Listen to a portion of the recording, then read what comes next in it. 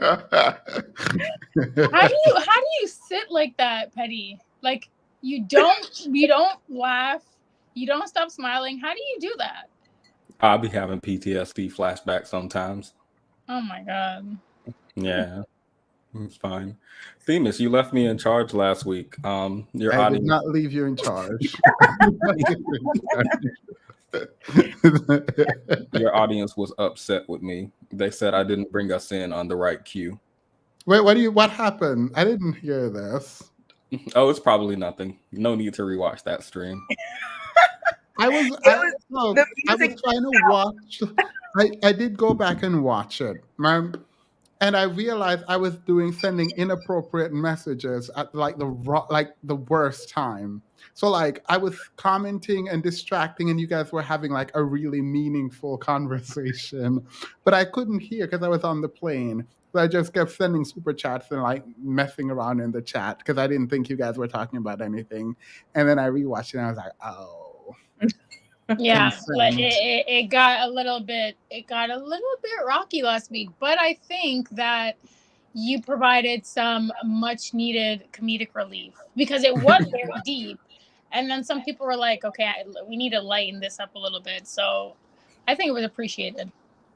Yeah, we were trying to figure out if dreams disappear after you wake up or something. It was really intense.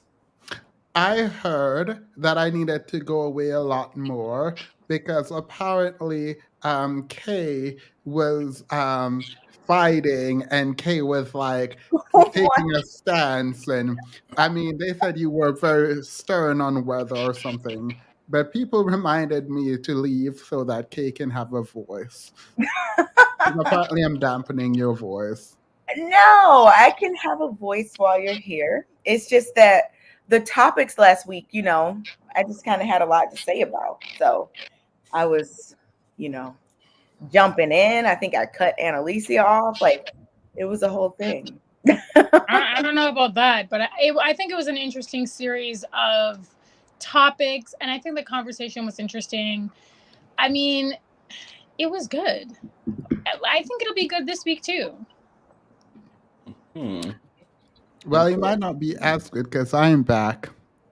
It was so now we have last week when we really needed, like, I guess, the legalese.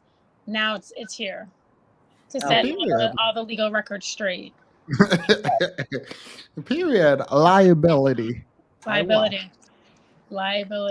Yeah. I was so happy, Themis, when you came through with the definition. Nope. Correction. Nope. Petty is trying to play y'all because that was not me. That was Petty. Petty signed in and did that. Yeah. So he was on the stream. He could have said it. And he didn't say it. He just posted it in the chat. And so everyone was like, oh, Themis said this. And then he's just like shaking his head.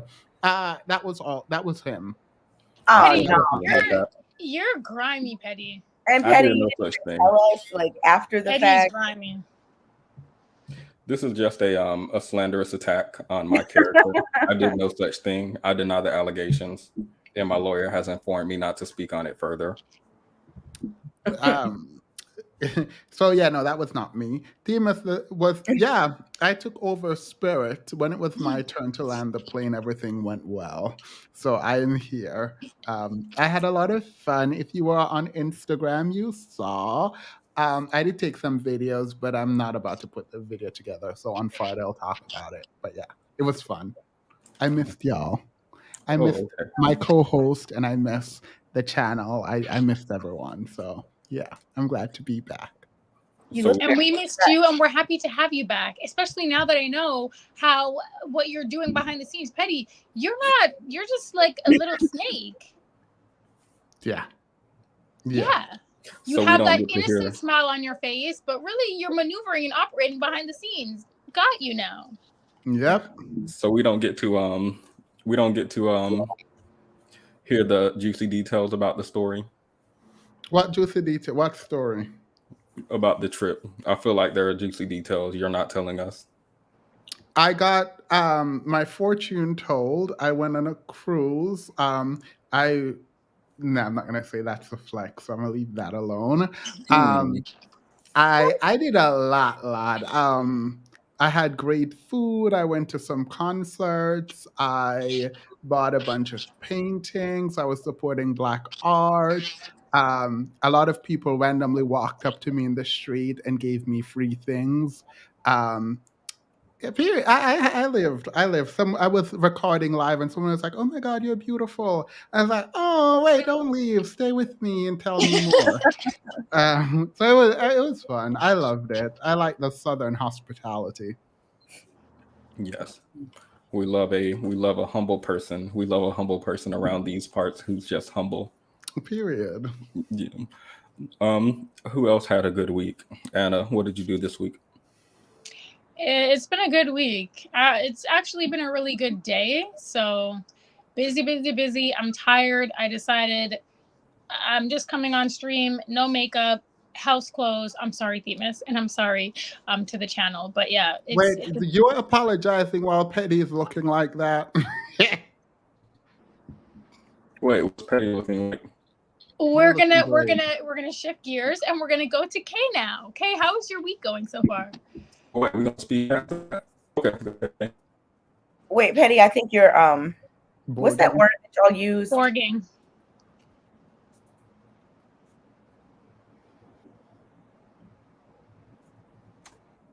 All right, Petty is frozen, so I guess I'm taking over. How was your week, Kay? As you all have become accustomed to, I will only be talking about the weather from now on when you all ask me about my week. So, up here, it was like 80 degrees, last week? And then this week it snowed on Monday. And I was like, Ooh, what's going on?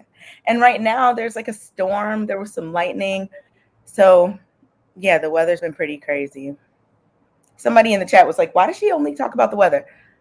That's all I'm going to say from now on. Whenever y'all ask how I'm doing, there will be a period. weather update.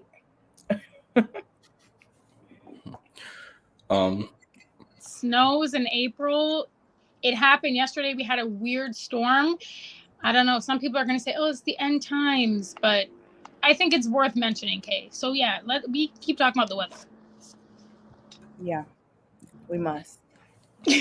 I got on a plane last week and it didn't explode. I don't fly a lot, but it didn't explode, so that's really cool. And there was a connecting flight, and that flight also didn't explode, which I was really happy about. So my week is also good. It's good to know. That's it. That's it. Well, you look like you're home now. Yeah, I'm home. I'm out of the Dominican Republic. Unfortunately, my sugar mama no longer can afford to finance my lifestyle. It is what it is. So you went on Yanya's thing, didn't you, today? No, I've been hearing that all day. I've literally been hearing that You all day. went on Yanya's live stream today. No, So are you gonna say no again? yes, So if I play this, it's not gonna be you, no. Petty. All right, Well, I we'll haven't seen the wait. stream yet, but let's. I'm Allow gonna it. play it. Petty don't get to talk. Only Annalicia and Kay respond and let me know if you think this is Petty. Yeah, so I came up because the guy that you told in the beginning of the video, the one who was saying, oh, he feels up. Well, his wife was saying he feels upset because I guess he's not getting the type of attention that she's getting. Is that right? Well, he's upset because it's going well for her, but not for him. And so he's a little jealous of that. And so he wants her to end her relationship with the guy that she met. Okay, and I came up just because I felt a little sad because I'm doing the for him because I'm doing the polyamory thing with my wife, and insecurity is real, right? 'Cause, not only is it just like a difficulty, I guess, dating these days for younger men, but also there's a comparison game. Like some of the men that she'll get with from time to time, it'll be like a comparison game where okay, he's bigger, he might be you know, she talk about their intimate life, and he might be more well endowed and such like that, and stuff like that can make you really insecure to be compared like that. So I kind of felt like some sympathy for him. Mm-hmm. So, like, how do you deal with that? Like, your wife is out here, she's with a younger man, and he's, you know, how do you deal with that as far as like by not getting insecure? Well, it's a work in process. I do some therapy, and I try to. My wife hypes me up in other ways. You know, it's not necessarily that you have to be a big, strong man who's well endowed to be. Right. Who that? Patty, who that? Are We you know you're kidding not me? frozen. There's a bug flying right behind you. That's moving, and there's no bug. He's pretending to be frozen. Petty, are you kidding me? That was you. Not bringing up well endowed like 3 times, first of all. Like, tell me what you're really thinking about. No! That was him. Petty is trying to convince us that that's not him. But girl, absolutely not. Sounded like him. So, a lispy mushmouth, what an oddity. Girl, that is Prince Petty. That is definitely Prince Petty. Let's play. Hey, Sinji, let's play some more while we wait for him to come back. What was it? I was watching you live while I was on the cruise, by the way, Sinji. My friends were very annoyed because I was watching people get dragged. Absolutely, I was. Valuable in the relationship, you know. So I think he tries to affirm me in ways outside of, you know, just sex, because she pushed for it, right? She pushed for it because I'm not particularly sexy. I don't have like a long D. Before we were poly, we used to talk about just, she felt like there was a lack of sex appeal in me, I guess, as a person. And so I was a little reluctant at first, but you know, now we're here, so I'm settling in. Mm-hmm. But and yeah, you don't feel bad, or like you don't, like you have no wants to date other women or anything like that? well, I do date other women, but I'm not really a sexual person. So when it comes to her needs as far as sexual satisfaction, that's something that she gets outside. And even when we were sexual more in the past before the poly thing, again, she just said I have a lack of sex appeal. I have a lack of, I guess, just attraction, you know. So outside of that, you know, I don't believe a person is just sex.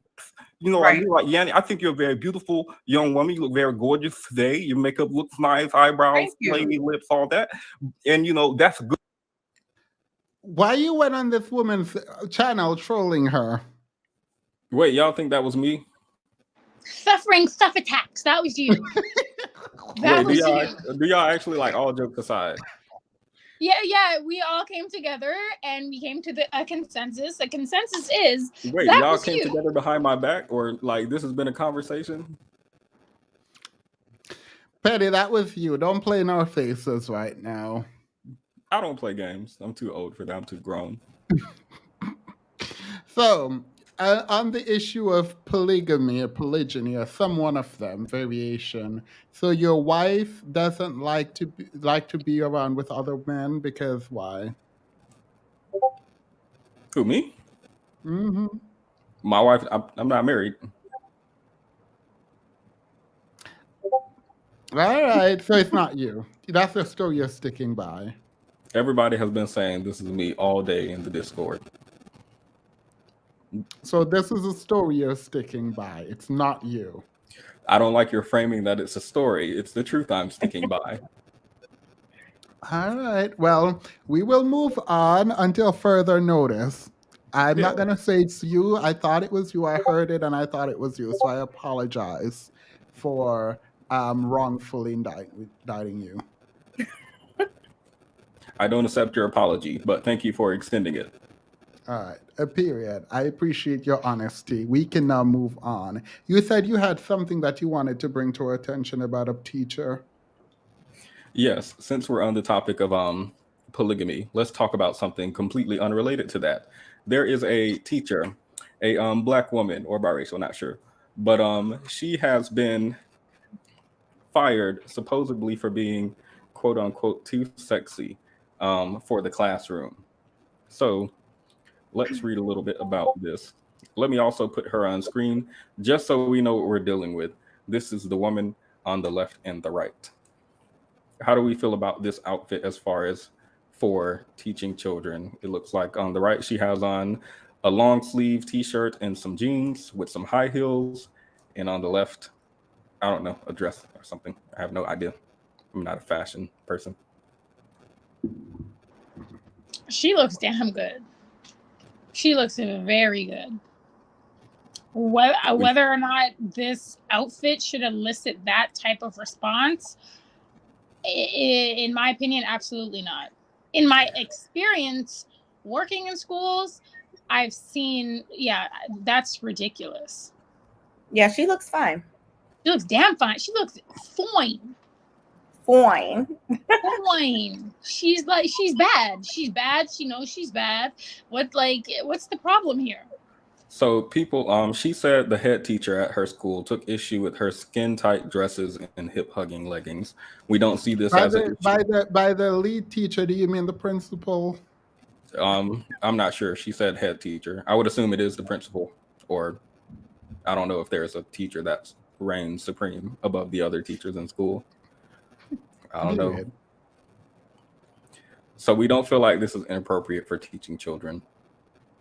Jeans and a t-shirt? No.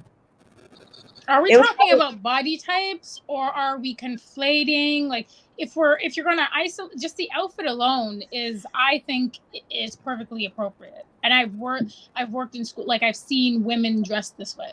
She looks comfortable. The clothes look breathable. She can move from point A to point B. I think she's dressed appropriately, 100%.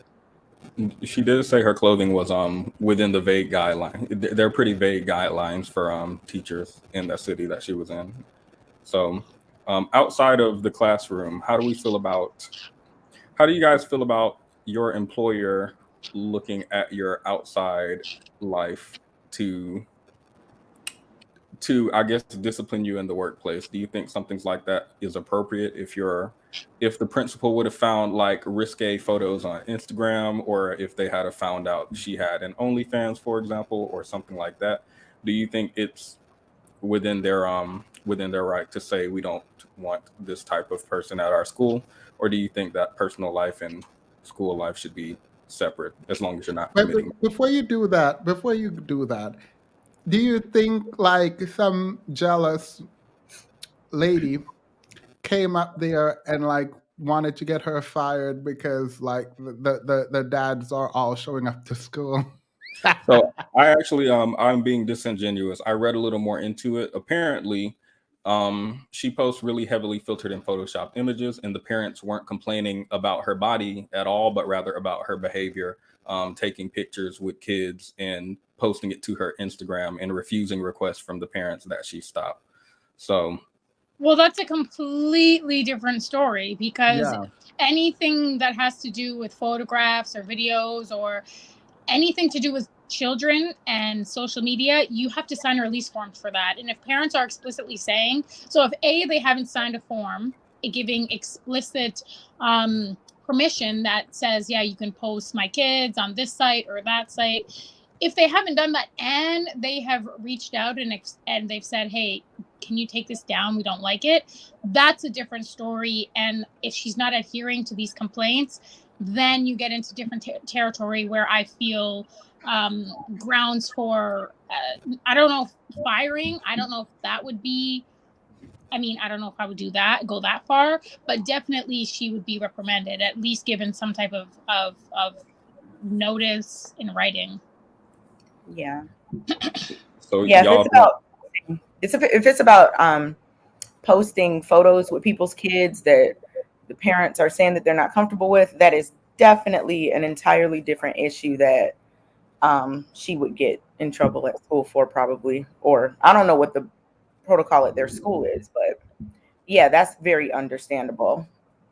Yeah. But Welcome, Locks, to the membership. Wait. Hello. Was she fired for how she showed up to work, or was she fired for posting children's pictures online and not removing them upon request? she said she was fired for being too sexy. Some unknown sources have said she was fired for posting the pictures with children in them. So it's kind of a he said, she said thing. All right, so let's take them in part. The first one, her being too sexy, I think hater energy, and she shouldn't be fired for that. Pictures with people's children, I would want you to be fired too if I were the parent. Do not post my child anywhere. Especially after being told, like, look, we don't like this or whatever. And then, like, what? How you gonna keep somebody else's kids up? I don't know what happened with her. I'm not familiar with that story, but yeah, that's that would definitely be inappropriate. So is it that y'all don't feel it's appropriate to fire a teacher for dress code violation, or that you don't feel like there's a dress code violation here? Is there a dress code violation? I don't think there's a dress code violation there. Jeans and a closed-toed shoe. Wait. Why do you keep putting that up? Because that by itself is not a dress code violation. Is there, Prince Petty, is there a dress code violation? No, I don't believe so. No, what is the dress code? They don't list the dress code, but she did say she was following the very vague guidelines that they set for teachers. All right, then she's fine. It's giving very much hater. Okay. Did y'all see the video of that other teacher? Oh, the one that beat the student, that beat her, like, and restrained her? That was difficult to What were y'all's watch. thoughts? What were your thoughts? How dare you protect the children? I don't care about adults at all.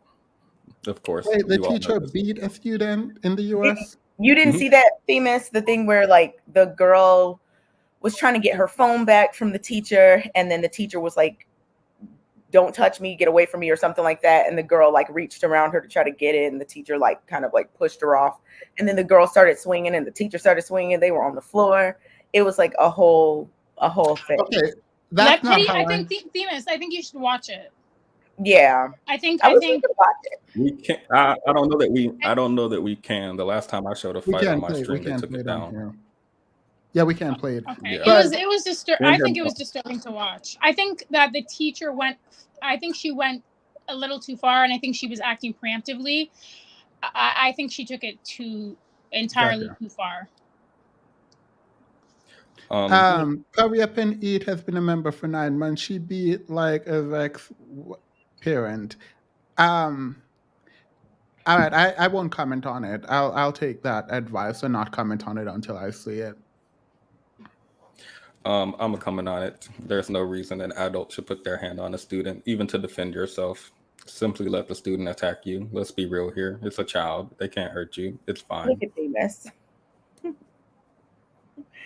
Is your official position to take abuse and violence being inflicted upon you because it doesn't hurt? Is that your official position?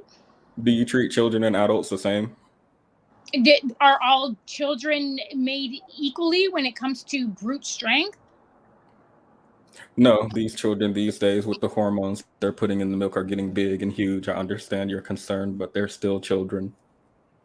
Okay, but they need to know their place as a child. Absolutely not. We can move on because I'm not about to comment. Oh, there was one with a teacher that locked the kids in the room and had them fight each other. She should be in prison, under the prison. What?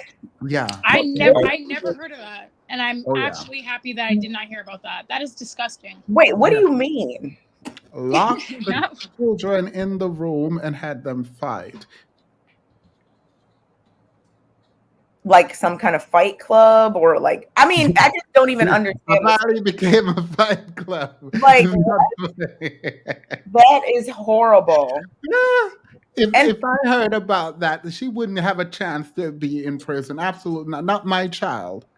You're not gonna lock my child in a room and have them fight. Nope, you're not doing it. So yeah, I thought y'all knew about that. This is my first time hearing it. It's like one disturbing incident with teachers and students after another. This is my first time hearing about that. I think a lot of people are underqualified. Like there was even this for the jobs.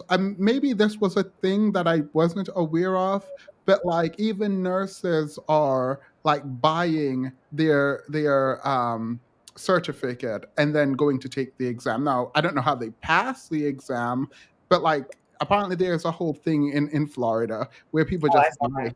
Yeah, just get the ghetto. Like, yeah, well, as soon as you say Florida, and listen, no offense, no shade to any Floridians. All offense. We love you guys, but Florida is like America's wet, dingy, moldy basement. It's like it's just not a good. It's just not okay what some of them are doing. I feel like that's not the career for you to like pretend. You know what I mean? Like they're people's lives in your hand. Like you don't wing that. That's not what. What are you little boy pretended to be a doctor? Oh yeah. Oh my goodness. I remember that. And it was for a long time too. Like, how did he not get caught? I don't know. But yeah, like you said, that does not seem like the career that you would want to even pretend to know what you're doing in. Like too much risk, too many things can go wrong. Yeah, if you want to pretend to be like a baker or like a pizza delivery, like work in a restaurant or as a server, you pick things up along the way. But when you're dealing with human lives and the human condition, it's a different ball game. But Florida, it's all the same ball game. It's just all the same. This I'm gonna get to the bag mentality is not cute. Like, you're gonna pretend to be a heart surgeon. Like, yeah. Okay. Yes. Y'all can change this all y'all want, but when you need to get that D up to a B plus, and your teacher gives you an opportunity to do some extra credit, and you got to get out that gauntlet, I think any of us would take the opportunity. Get out that what? Why did you just say the gauntlet? What kind of student were you? Huh? Did you say gauntlet? The one that had a gauntlet. Yeah, but so what kind of student were you? What's wrong with my pronunciation? Gluck. What? You said you did what for your grades now, Petty? Look, if your teacher gives you an opportunity to go to the gulag with other students and fight for your B plus, and that's the only way that you're going to. That's not what you said. You said you did what now for your grades? You got out what? What? The gauntlet. What's that? Hold on. The N isn't silent. The N isn't silent. Is that something you can get out, or is that something that you always have? I'm confused by the question. All right. No, listen, I didn't hear no gauntlet. Y'all playing. He did. I didn't hear gauntlet, but at the same time, Petty, as adults and educators, we have some on the panel. It's our job to advocate on behalf of children going to teachers when they are involved in a physical. Do you guys think African American? Do you guys think African American vernacular or slang is a valid speech? I'm sorry. How did you just pivot from what? Wait, because I feel like we're all shaming my pronunciation, but I feel like this is something that Black people, specifically Southern Black people, do quite frequently in our pronunciation. Wait, I'm not shaming you. I'm just trying to if somebody mispronounces a word, or like if you mispronunciation, I noticed with some people they engage in like malapropisms more than others, but I'll just correct you. A lot of people have permission to So if love. somebody says I nah me, you guys, your instinct reaction is to correct. If someone says Petty, nah I don't me, even know what word you were trying to say, so don't lump me. I don't know what you're talking about because what word were you trying to say? He was saying GOCK. That's what he was saying. no. We're not playing with you. What? If you don't know what it is, Google it. GOCK. And that's what he was Gauntlet. saying. No. Let me Google it because I don't know what Gauntlet? you What? It feels like y'all are telling me I don't talk quote unquote white enough. That's not white. That's not white. If black people say gauntlet. Do black people not have their own vernacular that they speak in No. frequently, where they don't pronounce words in the same way world? that other races might? Because I feel like we do. I feel like y'all are pretending that black vernacular don't exist, or AAVE, or whatever they call it these days. I feel like you knew what you were doing when you said it. And I feel like you're playing dumb now, just like you played dumb, like you didn't know who was on that Giannis live stream. Look, that you feel like I'm dumb does not mean I'm playing dumb. Your perception of me is your problem and not mine. I said what I said, and I said God. Gauntlet. Period. Okay, well that makes sense, Petty, because you were asking if someone would fight for extra credit. I don't think that's a good idea. Like teachers should not be having kids fight at all. Like Annalicia was saying earlier. But yeah, I didn't know which word. Yeah, that's all I was saying. Do you know what I mean? Wait, what would you do with a gauntlet? Fight. A gauntlet like a challenge, not like a glove. You said if the teacher said you're going to get extra credit if you took out that, and you said it. So I feel like you knew what you were doing. Themis, I Googled that word. I've never heard that in my life. I've heard it from Petty before. The gauntlet? Oh, this is the word Petty uses? Yeah. I'm just trying to use AAVE. Do you know what I mean? No. Do you know what I mean? Since I can't say nah mean or else I'm going to get correction from 3 people. Do you know what I mean? That's just what I did not correct you, Petty. Stop putting me. It feels like we're having a really long conversation about my pronunciation of words.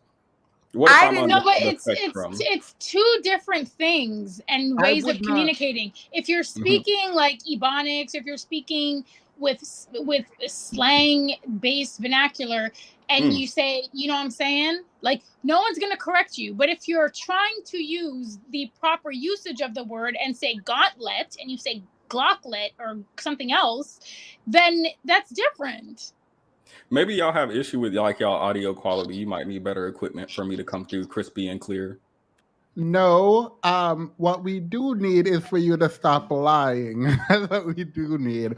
For you to pretend like you didn't say what you said. But I will again apologize. Maybe you didn't say that. I will rewatch it. I am not one who can make fun of anyone for pronouncing anything at all, ever. So I wasn't making fun of you. I just thought that's what you said.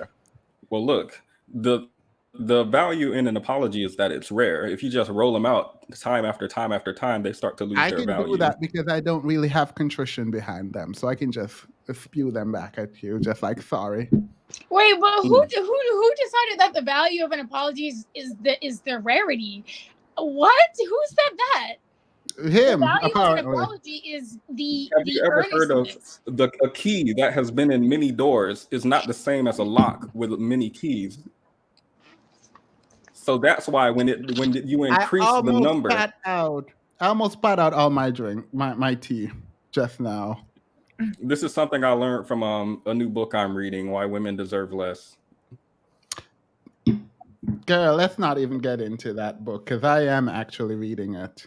Do you guys want to see what I'm doing thus far with it? I can show you guys something real quick. Could you read a paragraph or 2? Oh, no, not a paragraph or 2. I'm going to do you one better. I'm summarizing all the chapters. Because when I realized there was a book, I was like, not a book, Jesus. These men, y'all need to write books. I did say that. And now I absolutely regret ever saying such a thing because I did not know what I was asking for when I say it would be good for you guys to put your ideas in books. I was wrong. I can admit to being wrong. But let me show you what happened because I'm not going to do it. I'm doing a live stream. I'm not going to do this Saturday. But so I was summarizing the chapters of the book. Chapter 5 is actually where it gets ridiculous, but we are gonna have a whole live stream on it because I read the entire book in an hour, and I was like, yeah, this is a mess. It's better than the first one we read together, but it's still not good. So How many look out comments? for that. Oh, it's grammatically well done, actually. So you did count the CPP. No, I did not. Commas per paragraph. The page. Per page. Yeah, no, I didn't. It's terrible, but it's not poorly written. Like, it's more well written than I assumed it would have been. But do you think that he wrote it? Yeah, I heard his voice. If he didn't write it, his ghostwriter was very good at capturing his voice. Still terrible, but like, he's not the dumbest person in terms of his understanding of the English language.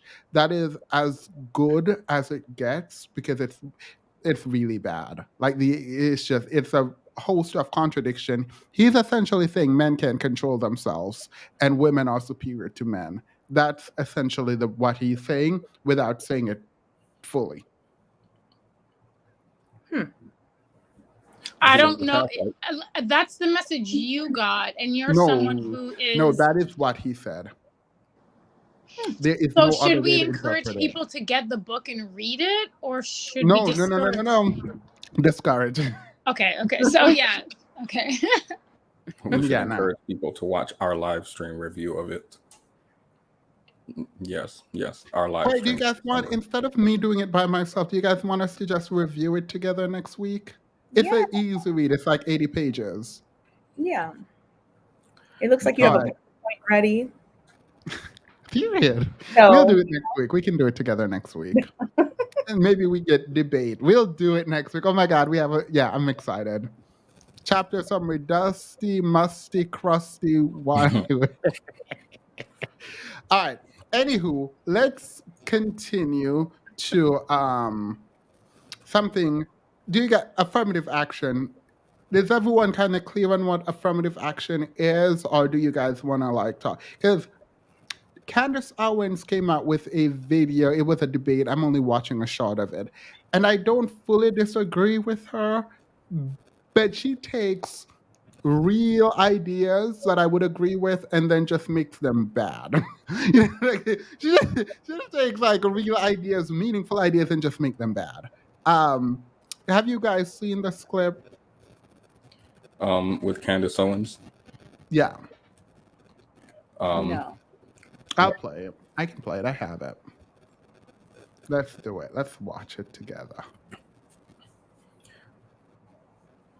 I'm of mixed background. What am I supposed to mark on an application? Am I supposed to mark multiple boxes? And plus, if you are painting people as an oppressor, if you're white, that's and a terrible saying thing to that tell you're someone to do. oppressed, Well, it's the truth because you believe in affirmative action. So I said mark black. If you're a mixed student, I'm in an interracial relationship, so I can speak to this. I have a son that's half white and a son that's half black and a daughter that's half white and half black. Okay. They're going to mark black because I know that there are people like you at the universities who will say, because this person is black, I'm just going to let them in. No, they're going to mark black because they're black. Well, they're half black and half white. They're both, right? So it is true. You overlook interracial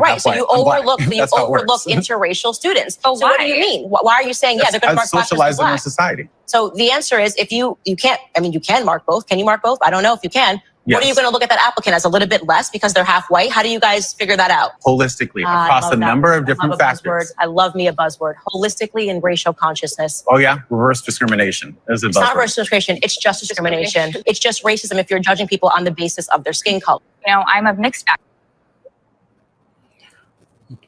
She didn't. What mixture is that girl? Yeah. What? I think she's white and Mexican, or I'm not sure. Something like I'm that. not going to erase her experience, but that's a full white woman to me. But if she's mixed, she's mixed. Are mixed people Black? No. Biracial, Black, white, biracial people you're referencing? You caught it. No, that's not what I was doing. Because what I was going to do is because there's this idea, and I think it's a linguistic thing where people are like, oh, mixed people. And it's like, most Americans are mixed, but biracial, what biracial? Because you wouldn't say a Chinese and a white person is Black, right? So you were talking about someone mixed with Black. Why does that matter that it is Black? And are they Black if they're mixed with Black? And why? What do you mean? Why does it matter if they're mixed? Like in terms of people saying the word mixed and automatically assuming a certain thing? Yes. I think that no other race, by the way, that I could think of where if you're mixed, you are one or the other. I think it has to do with like the long history in America and like trying to shut Black people out of, having certain opportunities. So like going way back to that, if you were mixed at all with any Black, you were like considered Black. And I don't think that was like a choice that people had at one point. So it became a thing where like now it's socialized that, biracial, Black and white biracial people are Black. Like a lot of people that are biracial identify as Black. But like, I mean, I would say they're biracial, but if they identify as Black, then I'm not about to argue or anything, but yeah. I generally, I'm live and let live. So I say identify however you want to identify. I think it's mostly socially constructed. I think there are two things happening. I think that white people are extremely adept at gatekeeping whiteness. And I don't think people who are biracial, even today, which again, this is a testament to how vigilant they are with gatekeeping their whiteness. Biracial people they know that they don't belong to that club. So kind of by virtue of being rejected from whiteness and all that entails, and kind of living in a racially binary world, in a world where you do have to check boxes, and communities are formed sometimes on the basis of, oh, you look like me, we're in the same community. I think sometimes in those instances, it's a default that they're going to say I am Black. I knew a lot of I think it's interesting because I have biracial people in my family, and the idea that they're Black or white, it's an unknown concept to them. Like this, they're not conceptually drawn to the idea that they have to choose. Whenever I have conversations with them, or whenever we have conversations about identity and race, it's very simple for them, which I appreciate it, because it makes my identity and my siblings' identity very easy to identify. But for them, it's like I'm Black and I'm white. Oh, but you have this phenotype, or your skin color kind of leans towards this shade. No, I'm biracial. I'm Black and I'm white, and that's it. Like, you can't convince them otherwise. So when biracial people say, when they want to belong to a club, i.e. the Black community, which is not an all inclusive club, it's exclusive. Sorry, it's very inclusive. They're going to do that. So that's the way that it is. But biracial is biracial. But again, identify however you want to identify. So Obama can identify as the first Black president still? Or do you feel like, does the rest of the panel feel like this is inappropriate? For him to identify as Black? Yeah. Or anyone. If biracial people that are mixed with Black and white want to identify as Black. That is definitely a very common thing that a lot of biracial people do. But like if someone asked me, you know, if Obama was Black or white, I would say he's biracial. So you don't think a biracial person has any type of responsibility to identify as biracial instead of Black? Wait, what do you mean? I don't like the argument that race is a social construct as a foundational matter, because there are real consequences to your race, whatever race you are part of. I don't think it's a biological reality insofar as it is a cultural and social reality, and because of that, there is a kind of erasure that happens when biracials are considered Black. The representation of Blackness becomes biracial in the media, for example. There is a weaponizing of the color hierarchy that happens, and I feel like we almost lose the ability to meaningfully engage in conversation about Blackness, because there is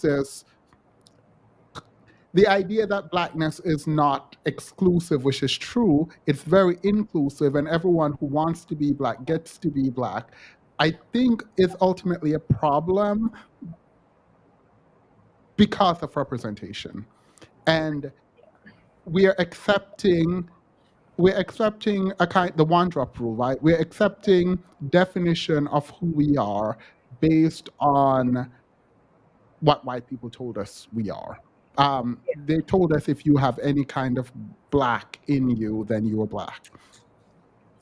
When you're saying we lose representation, or that biracial or light-skinned people, well, biracial people in this conversation, become the representation, what I'm thinking of is maybe a job market. I'm not sure if you were thinking maybe like Hollywood or our representation on TV. I wasn't thinking about Hollywood. I was thinking about in higher academia for Black women in particular. A lot of the, like Dr. Cottom is a dark-skinned Black woman in high academia, but generally when I looked around and what we see generally in higher education and at the PhD level, and the people that are put in place to represent Blackness, at first glance, I just assume all of them are biracial. Not all, but most. And the people discussing Blackness and all of that tends to be like, it's why Rachel Dolezal could have gotten away with being quote unquote Black, because that's kind of the aesthetics, even though she's like white pretending to be Black. And I do think it becomes more problematic on sort of a broader level when we think about media, and when we have Zendaya, who I actually really like, as a representation for all things Black, right? They're like, oh, the Black woman, Zendaya got a role, right? And it's like, well, she's not just Black, she's mixed. And I also separately, in terms of reaching out my heart to biracial, it's like, if you have a white mother who took care of you, it's wrong, I think, to completely erase that part of your identity. Like, that's like, no, you're mixed, you're biracial or whatever. So that's how I view it. I always wondered if you know, let's say, like you said, a white woman has a child with a Black man, and now their child is biracial, and the child like identifies as Black. I always wondered if white moms like in that situation feel pressured to just be like, yeah. I wonder if they're ever like, wait a minute, what about me? So wait, are any white women with biracial children in the audience by any chance? No? Maybe. They should call. This woman was like, I don't know how to relate to my daughter because she's Black. And yeah, I've heard a lot of them say that. What do you mean? Most Black people are basically what white people consider quadroons, just in reverse. Yeah.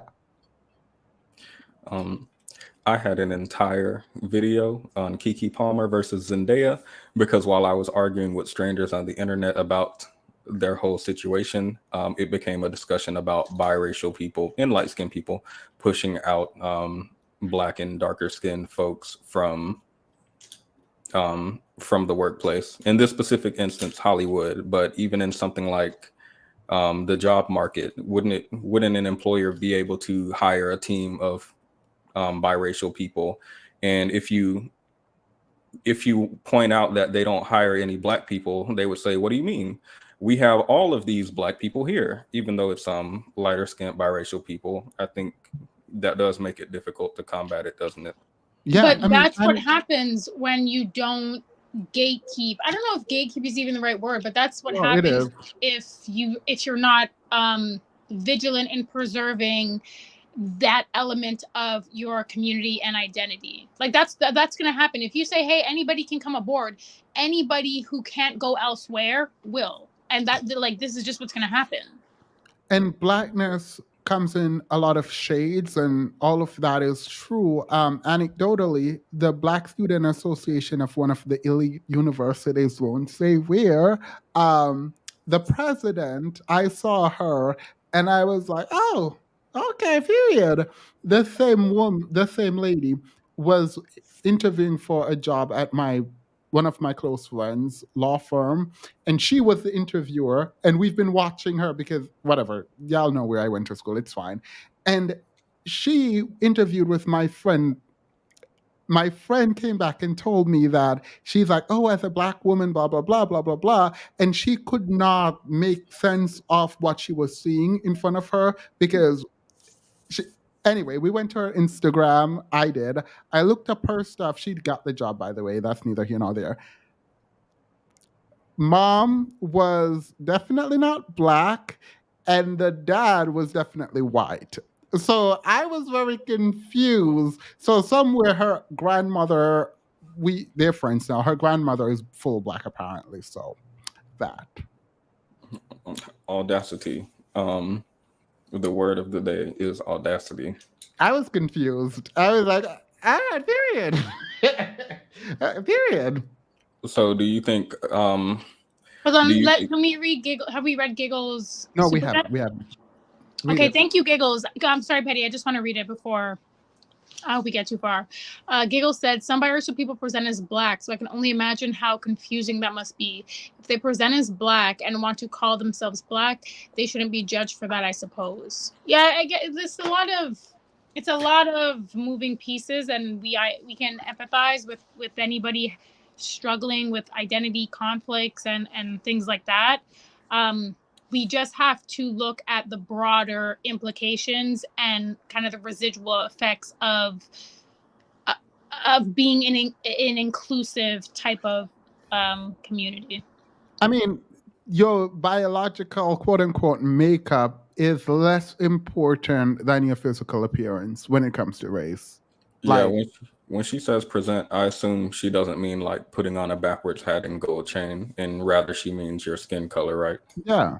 Like if you come out and you're biracial, but you look like me, like your experience is that of a Black man. So is there a need for exclusivity around Black as a race, or do you guys think Black as a color or darker skinned people as a color would it be better to do it around color or race? No, I think that would be unfair. I think Black is amorphous in the way that white is, but white is more exclusive. So when you say you know it when you see it, I think there is some truth to that, but it's not always the truth, right?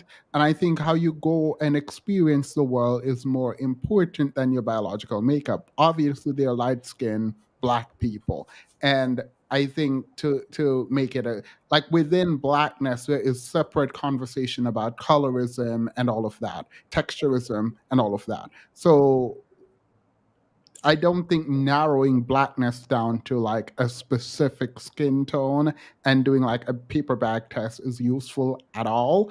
But I do think Blackness in its social construction is something that should be protected if you want it to be meaningful as a community. Wait, I think I actually disagree. So Right. you would create a barrier around blackness as a racial identity as opposed to color, skin color. Yeah. They are albinos that are black. Like, what do you mean? And there are people with like very dark skin that aren't black. Yeah. So that would be creating protections around color as opposed to race.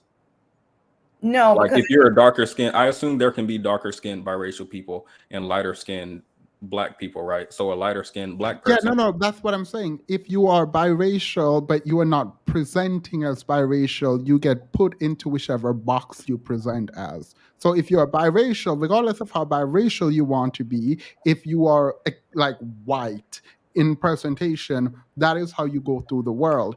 If you are biracial and you look like me, you go through the world as black. And so the reality is how you are experiencing the world and how the world experience you is more important than, I guess, I don't want to use biology, but your biological makeup. I don't understand because it feels like we're agreeing. I'm saying there should be protections around color. This way, biracial people who are darker skinned, who might experience the world, like you say, as black people, would be protected as opposed to protecting black as a race. I mean, wouldn't say being black means you're protected, but what I'm saying is that your race is more about how you're experienced. And Petty, there are people like maybe No, like you can deny this. You can say, oh, even if I'm experienced this way, I am biracial. Unless you're willing to carry your mom picture and your dad picture around and show everyone that you're biracial, nobody gonna care. Petty keeps freezing.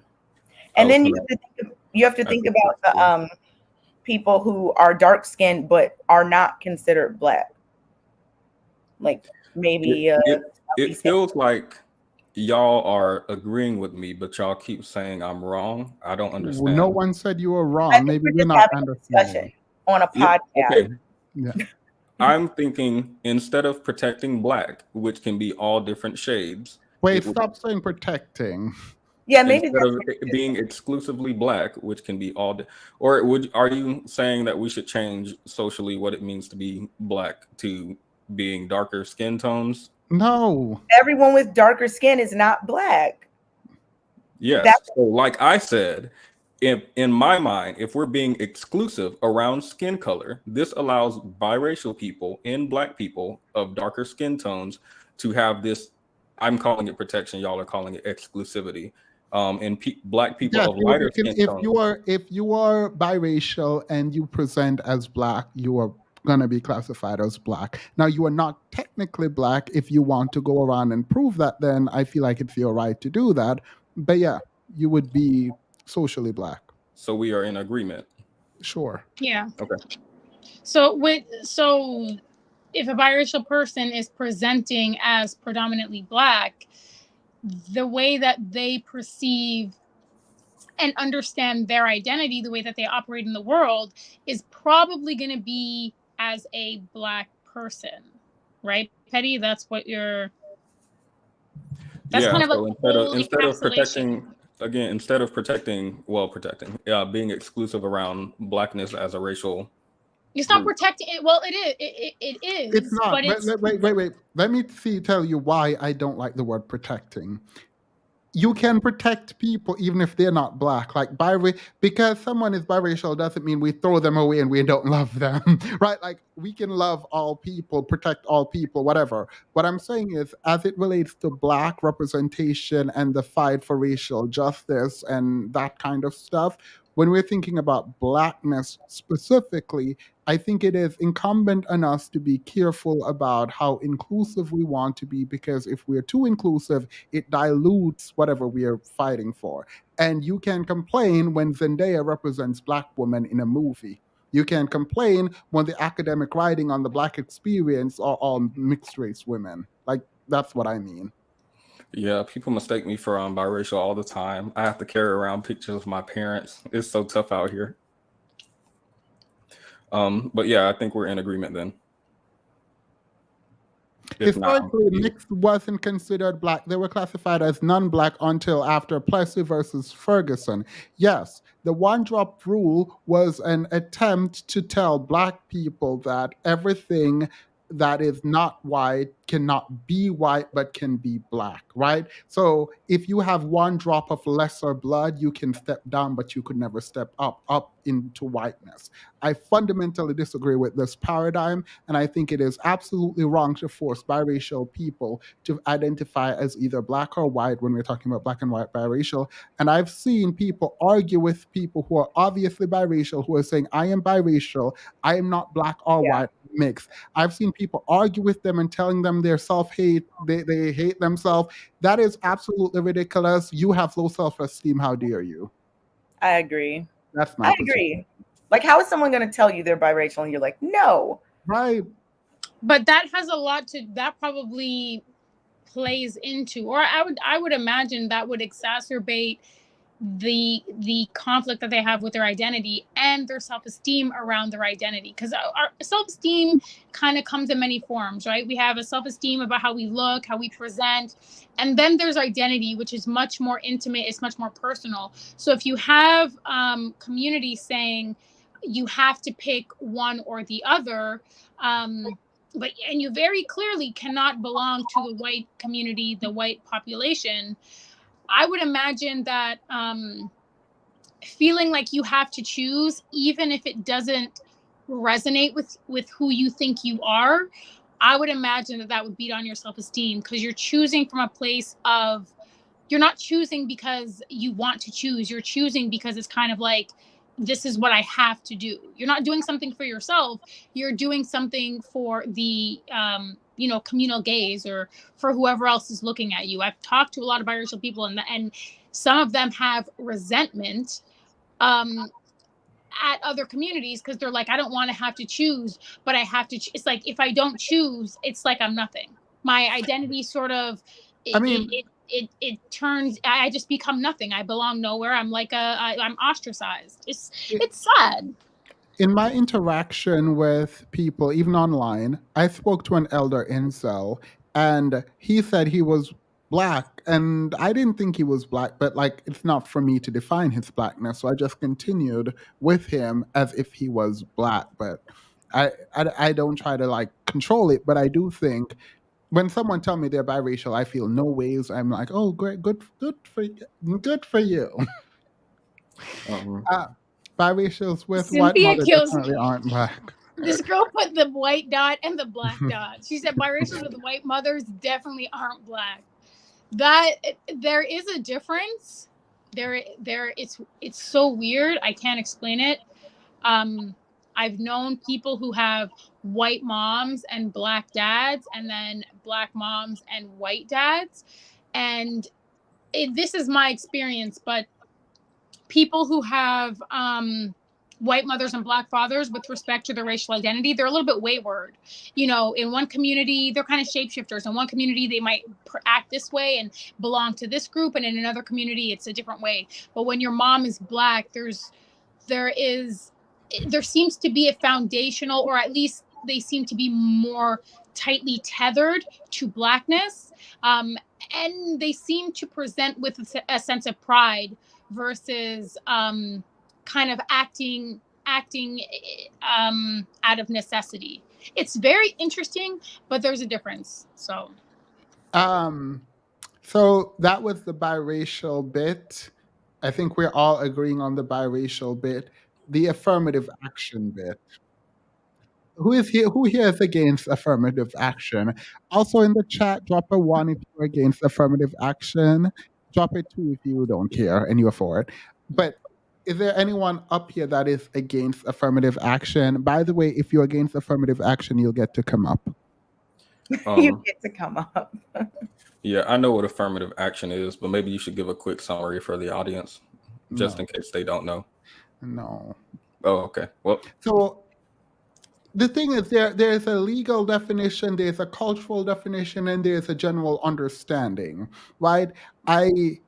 Actually, for people who are against it, are you guys ready to drop the link and we can bring people up to discuss this? All right. Yeah. Being biracial is like being Oscar Isaac, every identity, everywhere, all at once, period. All right. So if you are, Petty's dropping the link. It's going to look like it's me, but it's Petty. For you guys to come up only the people who drop ones should come up.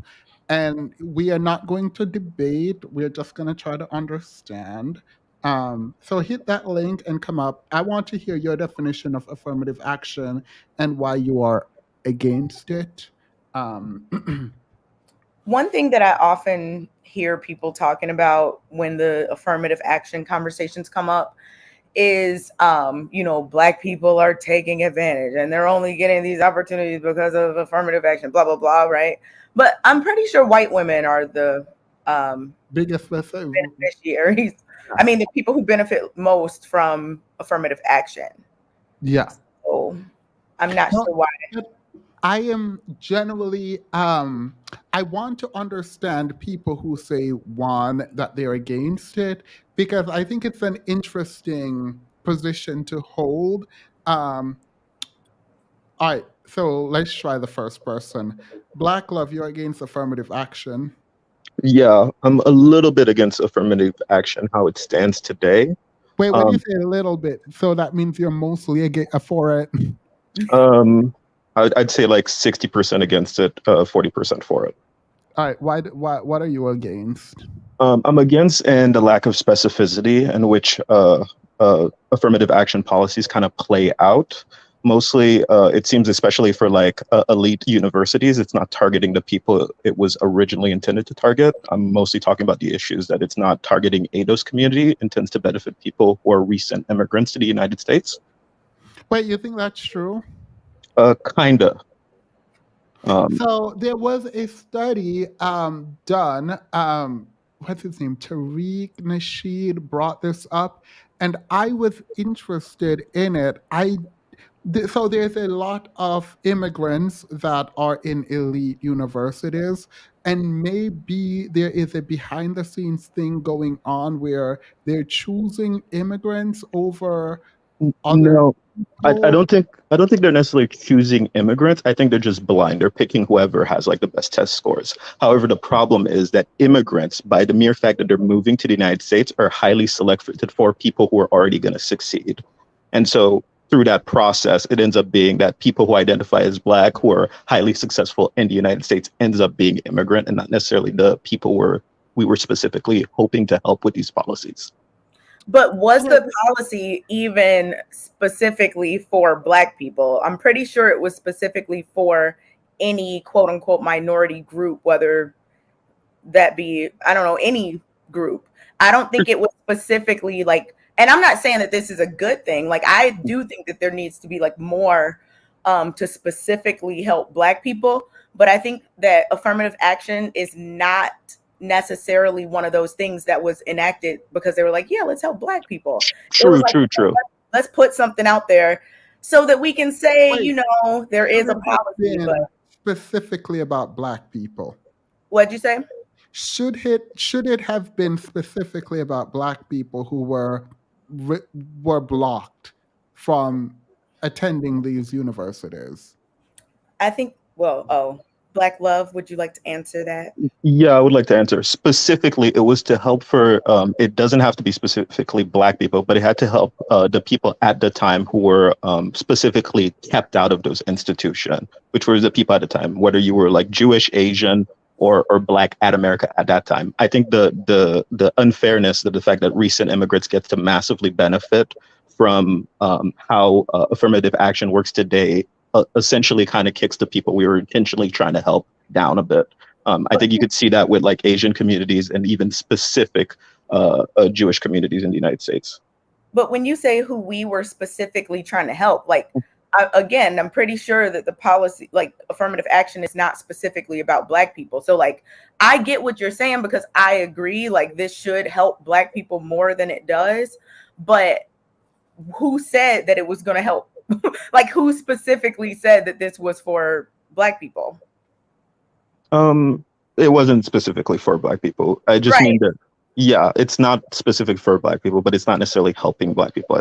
I think it masks a problem that still exists, and seems the issue ends up being that we think we're making more progress than we actually make. Exactly. That I agree with completely. Yeah. So that's why I say like 60-40. I would want to like more specify what the people we're trying to target with these policies. As it is right now, I'm not for it. I would wish that we would rework it a little bit, especially specifically in higher education, but in other contexts as well. It seems like tonight, just we're having conversations about race, identity. It sounds like a huge issue is qualifiers and what qualifies a person to have access to affirmative action and identity and what identity. So I think that legislatively speaking, or even if you're gonna, because I agree with what's his name, Black Love. I actually agree with what he's saying, and I think that sort of the vagueness and the ambiguity behind it, I think it was intentional, and I also think that if it could be more deliberate with respect to who it targets and who it is meant to open the doors for, I think that would have been way more advantageous. But again, I can't remember when affirmative action was initially implemented, but it was around the time where racial tensions were creating issues. So again, it's just putting a Band-Aid on like a gushing wound, because maybe like the NAACP will stop talking about oppression and racism, Wait, what do you mean? I hope they don't. Not right now, but like, so then I think, was it Kennedy? Who was the president in 1961? Like early 1960. I think it's Kennedy. It's either Kennedy or Lyndon B. Johnson. Yeah. That was about where the first sort of affirmative action idea came about, right? It was an executive order. Yeah, it was Kennedy. And the move to be inclusive, I think, obviously was born out of the civil rights, specifically as it relates to Black America, ADOS, they are called, you guys say. And I do believe there was a kind of shift in the idea of colorblind approach to race or whatever. We started talking about minority in a much broader way, and everyone was included except like cis het white men. I don't know all the terminologies, I apologize.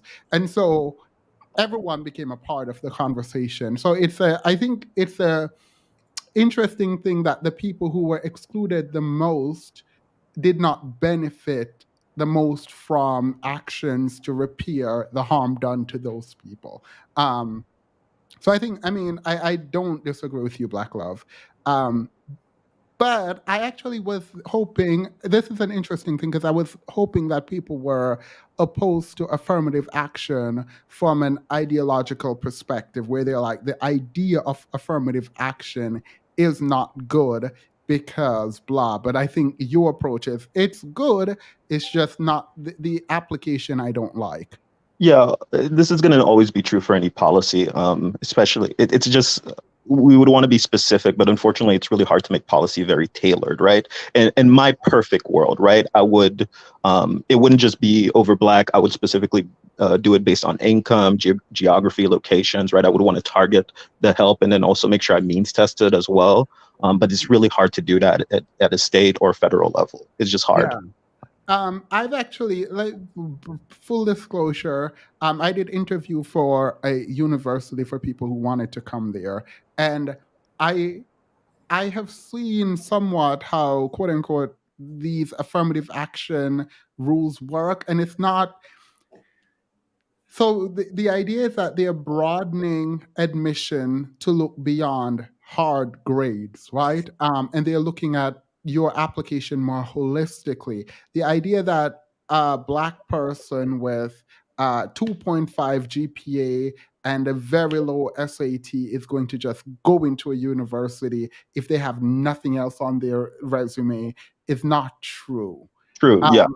And I think that I think there is a misconception of it, but I'll get into that later. I'm bringing clarity to confusion. Go ahead. You're muted. Hey, hello. Hey, how's it going? Affirmative action, I think in its initial purpose, was well thought out. It was actually created in part by a gentleman named Arthur Fletcher. He's called the godfather of affirmative action. And it was for Black men, garbage workers, to get a job. And during the Reagan administration, then it transitioned into other parts of works and institutions for college admissions. Wait, what year was this? This was probably in the 60s and the 70s. I don't know the exact date, but if you look up Arthur Fletcher, he's called the godfather of affirmative action. He was a Republican. I don't think Reagan was president during those years. Just look up Arthur Fletcher. He served on Reagan's board eventually, but then that's where he came to be noticed for on Reagan's board. But he was called the godfather of affirmative action. Maybe now, it was happened, during. Oh, okay, keep going. Yeah, so basically, it was specifically for Black people, Black men and Black women. What happened was white women started. It was during the same time that white women wanted voting rights and all these other things. So they got included into it. So if you kind of look at college admissions, if you just go back and look at when white women started to get admitted into colleges and jobs, it was around the same time affirmative action started to get implemented into mainstream society and college admissions and jobs. So in its initial, what it was initially for, I definitely agree with it.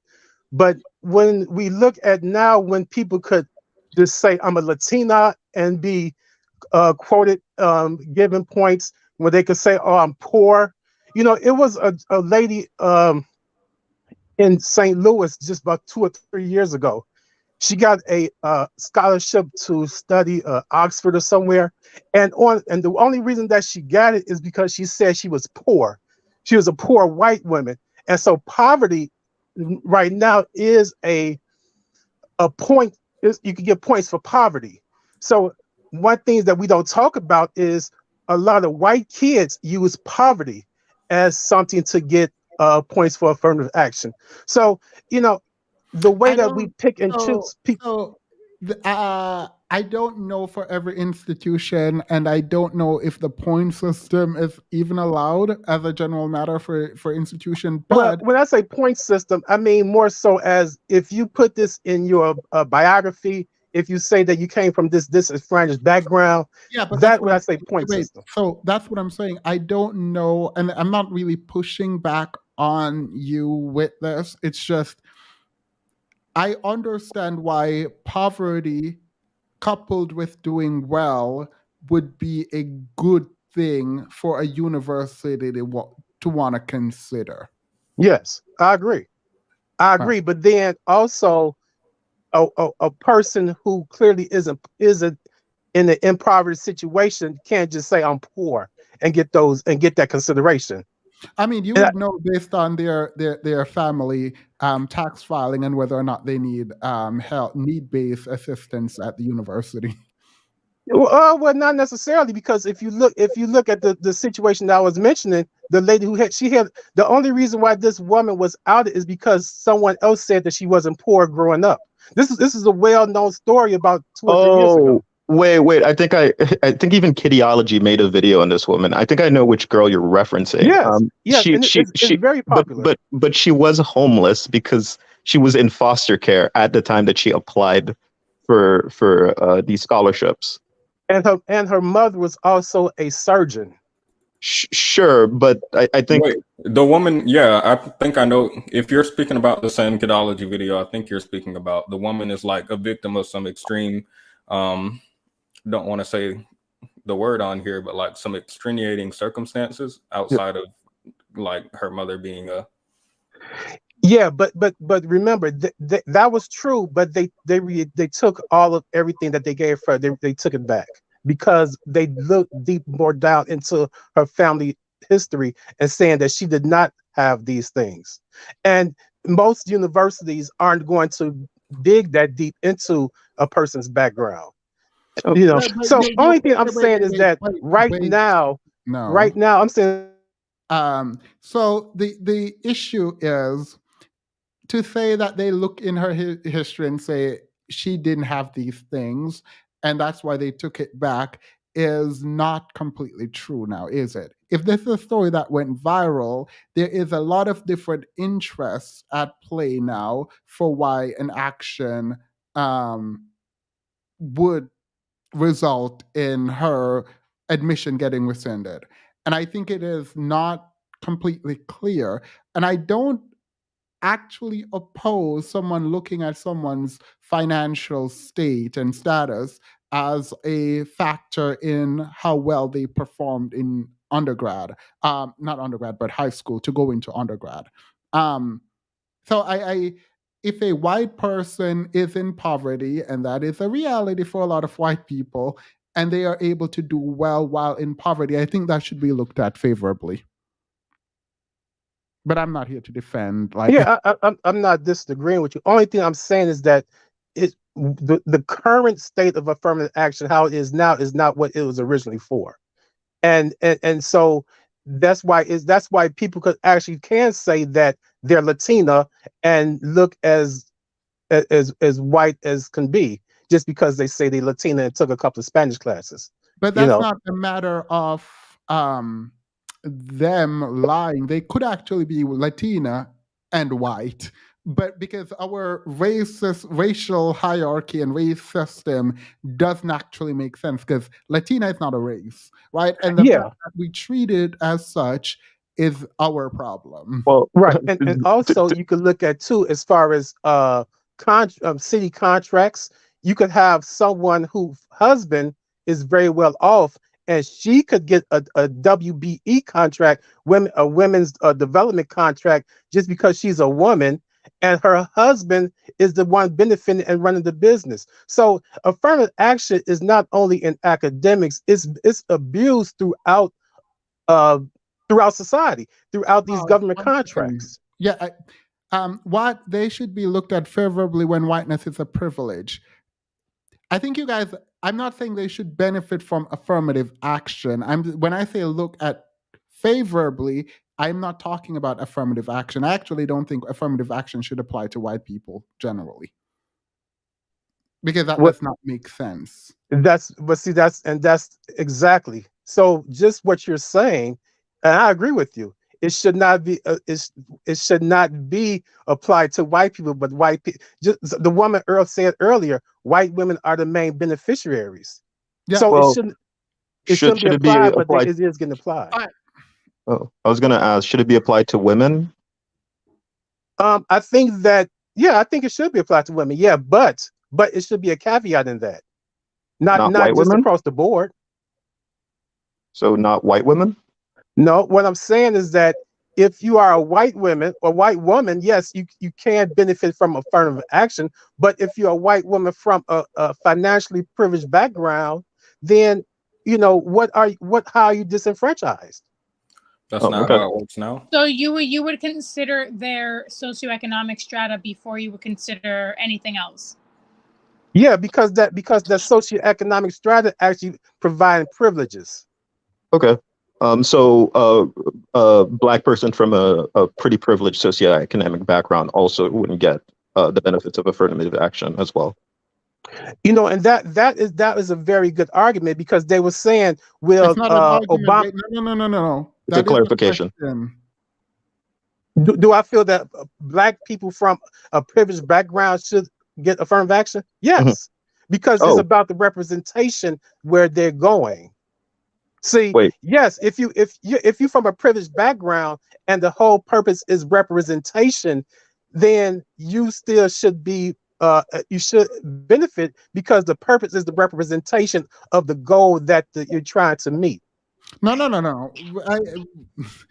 It's about access for people. In my mind, and this is not the legal definition, it's my understanding of affirmative action generally. It is to allow. So the idea is that you don't have a right to position and power and schooling, higher education and elite school, because you're black, but historically you have been excluded because of blackness and your blackness. So it is an attempt to allow people who can do well in these institutions who didn't have the opportunity to have that kind of access.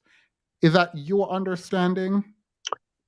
Yes, that's part of it. That's partially it. But it's also where the goal that you're trying to meet, because the goal is I'm trying to get more representation in the school. I'm trying to get more representation in the business community. I don't like the representation argument. Well, I mean, No, but that's just semantics.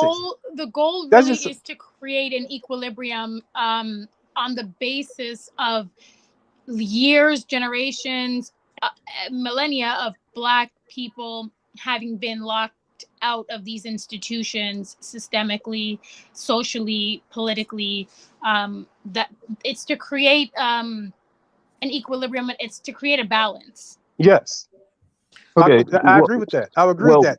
But that's partial. That's partial too, because the other goal is to also bringing clarity. I feel like you're all over the place, like a lot all over the place. And no, because it's a complex issue. I think the reason why it sounds like I'm all over the place, because one, you all are correct as far as being disenfranchised for a long time to get somewhere where you could actually have the opportunity. But there's also no. That's not what I mean. When you talk about affirmative action, I separate that from like diversity and inclusion programs, which is not completely different. Like I can understand how people are like, no, Themis, you're wrong. They're the same thing. But they're intertwined. Yeah, but affirmative action for me is about access and giving people who might not have the same opportunity, the opportunity to compete because they can compete. And I think diversity and inclusion is similar, but it's less about, I don't want to say it's less about merit because that's going to get clicked by some Republicans. See, that's what I'm saying. It's all what you're saying is correct, Themis. You're 100% correct in what you're saying. Wait, clarity. Just 5 seconds. I'm going to ask for clarity. Okay. Okay. So okay, when no. I'm going to end this conversation because it's supposed to be 2 minutes. I will let you, Black Love, you get your last couple minutes, and then bringing clarity, you get your last couple minutes. Go ahead, Black Love. Okay. So sure, I would say that affirmative action as a policy is currently lacking right now. I think we need to be able to means test and specifically focus on the groups that we want to help, and not just use a broad brush in order to think we fixed the problem when we actually haven't. I'm right now kind of against affirmative actions the way it's practiced in America. I would push to refine the tools that we use to specifically help the people who have been mostly excluded from access in higher institutions. Gotcha. Thank you. I honestly was hoping that there was someone who was ideologically against affirmative action. Bringing clarity. What is the question? Oh, we're talking about affirmative action. Sorry. Go ahead. Bring in clarity. Yeah. The bottom line is I agree with affirmative action because it's shown that it can help people. It can help groups. It can help you with groups, peoples, and communities. I'm just opposed to how it is manipulated and only starts to help some people, and the primary people that it was supposed to help cannot benefit from it because others are. Wait, Radna, when you say they can't benefit from it, that's kind of confusing. Well, because I'm looking at it like this, and I'm gonna do this in the business community. In the business community, there are affirmative action contracts. Please answer this question. Yeah, what do you mean they cannot benefit from it? Because someone else has taken that help, that aid, that connection. So if there was only got it. So it's a limited amount, and other people are taking it up too much. Who were not designed to use it. I mean, can I ask him a question? Can I ask you a question? Yeah, before you do, when you say design, it's odd because if they are not, who decides who is designed to use it? Whoever the ones who wrote the affirmative action policy for that particular institution. And so if they did it and allowed them, that means they're designed to use it. Because this is the thing, sometimes the people who write the the positions aren't necessarily the people who are implementing the actions. And so therefore people who implement the actions could benefit those who they want, and that's different from who it was designed for, and who the people who originally written it. Can you was about to ask me a question, Mel? Go ahead. Yeah, sorry. I just wanted to ask a question. Someone brought it up in the chat. I thought it was an interesting point. What are your feelings about students who have affluent parents or come from affluent backgrounds, specifically athletes who typically get full ride scholarships to sometimes very prestigious universities and colleges? What are your thoughts with respect to designating those scholarships to that particular demographic? To athletes in prestigious universities? Yeah, athletes. I think people that coming from a very affluent like Black people coming from very affluent families and histories. I think that, and I actually came from a very prestigious university with a huge athletic program. So I think that this is the thing. There's a couple of caveats to that, because those particular sports programs are actually paying the salaries of the biology and the journalism and the other parts of the university. So I think that when you look at the sports programs, those guys and women should definitely benefit, because they are creating the revenue source for the town and for the university. And if they and why shouldn't they not benefit when everyone else is benefiting from their hard work and blood and sweat and tears? Gotcha. All right. Thank you for that. Thank you. And thank you, Black Love. That was a good conversation, I think. Both contributions from both guests. That was good, I think. Yeah. What are you doing?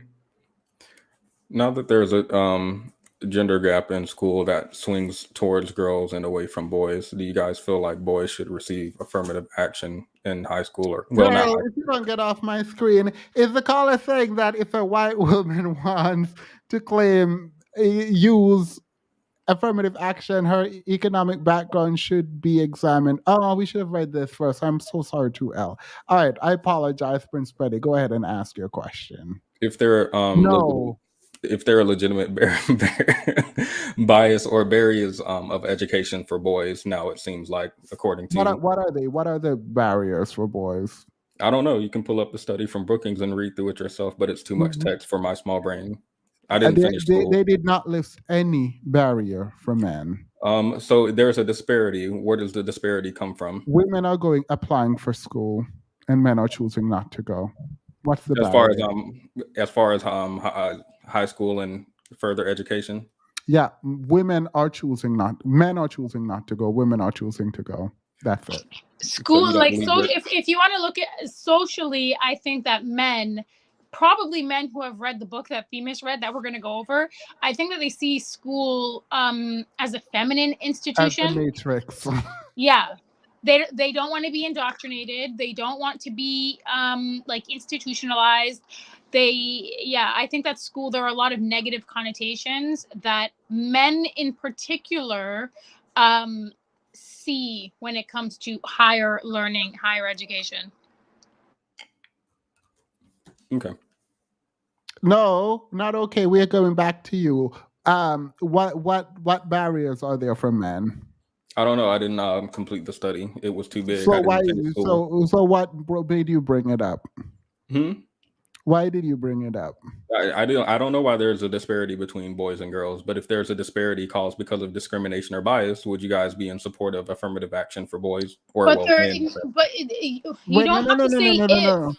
Wait, no. Discrimination or bias, we would know. Do you think there's discrimination against boys in schools? I'm not sure. I don't know where the disparity comes from. That's why I posited to just drop a topic. Just drop a topic. Boys aren't going to school. How do we get boys to go to school? I don't know. Tell them to go. Is there something stopping men from going to school? No. I didn't finish school. There are barriers. What is your barrier that is different for women? Grades.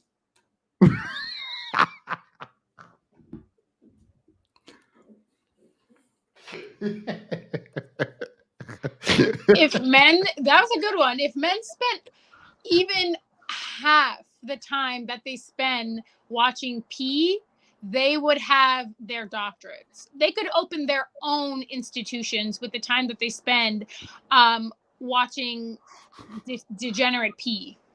That's the truth. When is someone going to think about the men in this society? That's the question I want answered. When will we start thinking about men? Do you think the president and provost of these universities are mostly women? I actually don't know the answer to this. I also don't know the makeup. I'm going to assume that it's ran completely by women, probably LGBT people of color. Pushing the agenda. The mafia. Just know that. Native Americans 1/4 who can prove tribal ties can go to PWIs for free tuition, books, etc. Since the 70s. Ivy League. Yeah, that's how it is. That's how it is in Canada as well. But the enrollment is still very, very low, even with that being said. So, open Black Ivy League colleges and universities, period. So, Patty, do you think the left, as we call it affectionately, are blocking men and are not considering men, as Vosh has so eloquently explained? I used to be in favor of disagreeing with that because I spoke with Kidology about it in length, and I would say that the left is doing the work and that the men don't want to. They don't want the help, and they are rejecting the help, but the help is being offered. But maybe from me, no definite answer. But I lean towards what I just said. I think the left is extending the hand. So you don't think the left is like leaving men out? No, I do, but like in the same way that they might leave white people out or any other demographic that's not like an oppressed class. Mm. When you brought up the school thing, what triggered that instinct? The triggered is a trigger word for me, and I ask that you don't use it again. But what? Just because we're talking about kind of the last caller was bringing up intersectionality. So like, should a wealthy Black person receive aid over a poor white woman? Should someone in the LGTB, I don't know if they're discriminated against in the school system, I'm not sure, of an impoverished background receive less aid than a white person of a wealthy background? Obviously, probably. And how those different intersectionalities play out. And I was wondering what that would look like for men off of the basis of being men as opposed to just being poor. But if you guys don't think there's a disparity, then. Do you think men are faring badly today? Do you think today's world is post-men? Yeah, we're in post-mentalism. It is what it is. Wait, do you think that it's constructed by men, this like schism, or do you think that it is systemically being imposed upon them? Do you feel like policy, legislation, do you think that these things, these apparatus or institutions are impeding their ability to thrive or to compete with women in some of these arenas? Like, you think it's happening at the systemic level, or what? Like, where? I don't know. I think it's largely socialization, and I think like most things, it's going to come from the top down. Who's at the top? I assume men. So it's a problem. It's their problem that they created, and yeah, but it's still a problem. You're saying that they're being left behind, and we need to do something about it. Well, who's we? We as in like men, we as in women, we as in black people. You asked us, so I'm saying me, Kay, and Themis. You don't have to, but like any other topic, I think it can be discussed. All right. So, what is our role in de-radicalization? We should all each go out on the street. I live in a college town with a lot of 18 to 24-year-old men, and we should take one of these men in our home at random. Don't discriminate based on skin color or anything like that, and house them maybe for a month or two and teach them. I'm going to start doing street interviews. I'm being dead serious, and I'm going to talk to men about this. I'm going to specifically ask men about that, about this idea, this concept, because it really, it's beyond my capacity to understand. Truly, it is. Wait, The idea that men are being left behind in any intimation, in any capacity at all, systemically, politically, or otherwise. Yeah, no. So with Donald Trump, the incel red pill exploded, and there was this sense that men were just crying all over the sorry. I have compassion, I promise. Men were crying all over the internet about subjugation, I guess. And for them, I think there is a real sense that they're being silenced. And as author Myron Gaines highlighted, that you can't even approach women anymore. And so I'm trying to understand, I've been the entire time I'm trying to like get into the red pill outside of the toxicity, which it's a lot. I'm trying to understand the core problem. And I'm trying to not make it women. Like I'm trying to say it's not just women they're mad at. I think they're really being oppressed. I just don't know what the oppressive force is. Like I don't know what it is. Do you know? Does anyone know what the oppressive force is? I assume other men at the top were maybe just a societal pressure in the same way there are like some societal pressures for women that aren't necessarily like a literal legal discrimination or something like that. Maybe more of a social pressure. What's the social pressure? For men, maybe kind of a box around what it is to be masculine, kind of stereotypical traditional ideas around holding your emotions inside and being financial, your value being based on your finances and stuff like that, as opposed to your person. Is that it? Are they holding on to that box? Because like if something is oppressive, you want to push against it, but it doesn't feel like a push. It feels like I want this box. This is me. Yeah. I was hold on, Petty. I was just gonna say that women also historically have been subjected to those same types of pressures. Like they kind of constructed their lives based on societal ideas and norms and pressures. But we have seen a shift. We have seen changes in the way that women operate in the world. Women are waiting longer to get married, longer to have children. Some of them are opting out of some of these structures altogether. So what I'm saying is ultimately it's a choice to play into, it's a choice to lean into it or lean out of it. It's a choice to succumb to societal pressure and or to kind of disavow it. So men are choosing to lean into these pressures. Men are choosing to uphold them. Men are choosing to adhere to them and abide by them. They're also choosing to promote them. Some of these I don't disagree. that men are feeling a little bit like overwhelmed by, they're still promoting and pushing it. Yeah, I don't disagree. I think oppression on women is real, but Themis, you just did a video on trad wives last week, which apparently is trending. Yeah, I do think people who are oppressed will sometimes lean into the thing that's oppressing them.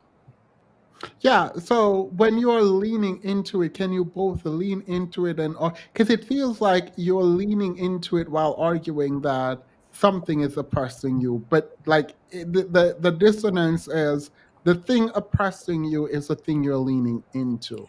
I mean, you guys talk about Black women on this channel frequently. Couldn't we say that Black women are leaning into an oppression from Black men, even though we hold that dichotomy of also a lot of Black women apparently being... but the ones leaning into it aren't complaining about Black men.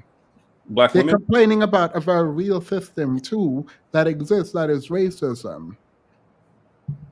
Yeah, And but I think they capitalism. also complain about black men. Yeah, but they're not trying to so the fundamental issue with them, even if you believe it's black men, they don't see it as black men.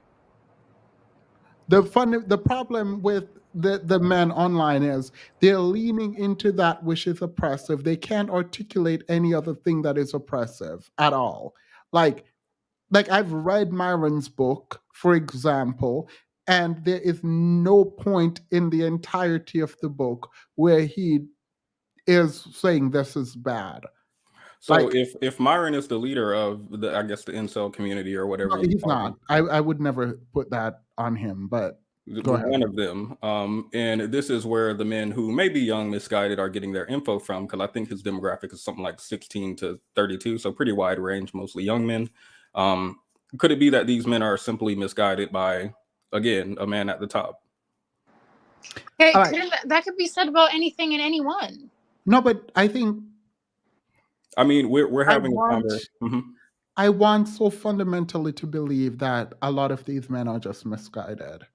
But I think they're leaning into their worst impulse, which is to blame as opposed to take accountability. And so from that perspective, it's very hard. That's why I was asking, what should our role be in de-radicalization? Should it be that we are investing in bringing people out of red pill and toxic idea, or should we be telling other people to stay away from it and just treat them like they have leprosy, essentially?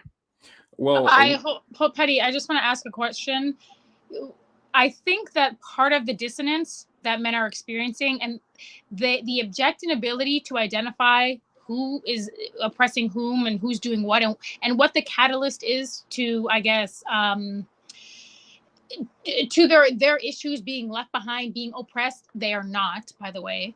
But I think it has to do with the fact that men want to be able, in one instance, they want to be able to continue to have the power to oppress while not ever being oppressed. And I think that I think that the fact that they feel like they're being oppressed, those are two very conflicting realities and ideologies. I think that's what they're struggling with. And so instead they just blame women. It just seems I don't think that's conflicting. I think most people want to be able to oppress without being oppressed. Most oppressors, sorry. Most oppressors want to be able to oppress without being oppressed, you said? Yeah. I don't think that I mean, that's the whole paradigm, right? If you... Yeah. Sorry. I think for some people, when they see different groups being more outspoken or getting more opportunities, even if those opportunities and whatnot are not equal to them, I think some men may perceive that as, oh my goodness, we're being oppressed, because they see maybe women making more money or women, doing more of whatever. Because like you said, I think it's hard for a lot of people to articulate which things are oppressing men. So at this point, it just kind of, I'm not talking about in terms of race, because then that's a whole different thing. But let's say white men, just white men. If white men think they're being oppressed, I think that it would simply be because they see other groups, I don't want to say catching up, but the playing field is getting more even than it was in the past. White men used to be a lot further. They're still farther ahead, socioeconomically or whatever, but they used to be more far ahead than they were with other groups in the past. Wouldn't that be the true full then? If power is not infinite and it has to be shared, and you accumulated a bunch of power, wouldn't other people getting some mean that you are losing some? Unless we conceptualize, because having rights is different from having power. But having access to economic resources and jobs means that now you are competitive against people who you never had to compete. Black people are competitive now, for example, in the job market where white people never had to compete with black people. Aren't they? But that's not losing some ways? oppression, though. Oppression? Like just because No, no, no. somebody. I'm not saying oppression. I'm just Yeah. talking. We'll get to oppression in a minute, but power and access, isn't that less access? For white men, Mhm. since other groups of people are getting Like more. women, white and black and men. Yeah. You know, white men are still in power, but I get what you're saying because, like, you know, if there's 100% power and it used to be 90-10, now it's, you know, the balance is changing, then yeah, I guess that means they have less power, but they still have more power than anyone else in this country. But if you have foresight, what do you think the result will be if you're in their shoe? Oh, like you think. So your question, I'm not trying to like not answer it, but I'm trying to understand it fully. Do you think that white men are getting scared that Oh, eventually? no. I don't think white men are scared. I don't think so. Nope. Okay. So This is Master just a White. theoretical work because I would never even frame this as power.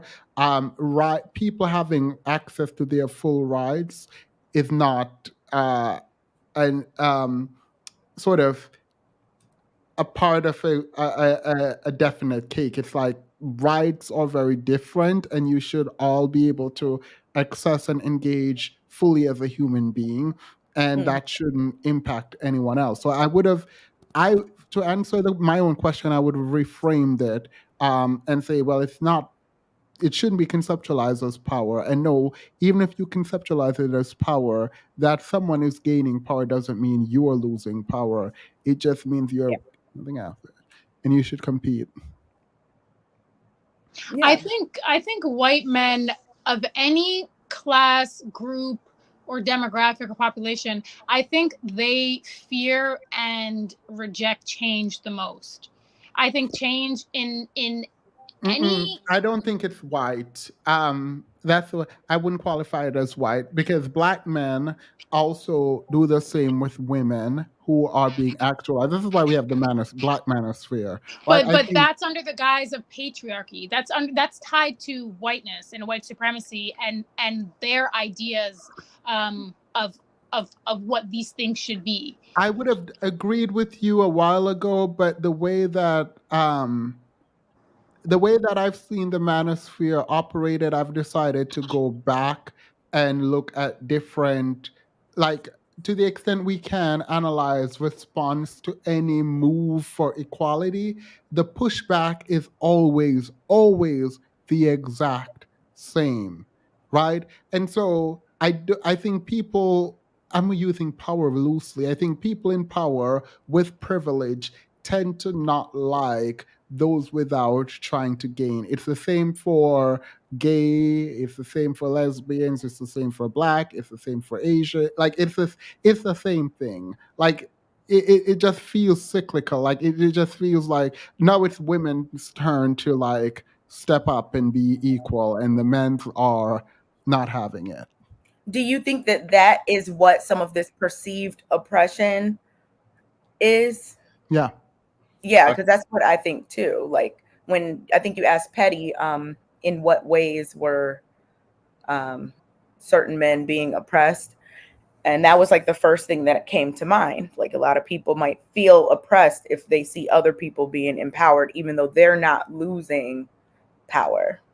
Yeah. And Yeah. I mean, one conception is that the game being played right now isn't black people didn't gain power, power and power structure shifted, and we don't even realize like slavery was no longer necessary as an economic tool, but the prison system was, right? And different kinds of ways in which we operate might look like we have access because the myth of the meritocracy allows us to feel comfortable like we can get there, but we really can't. We don't even see the powers at play that have us do what they want us to do. Yeah, that is very true.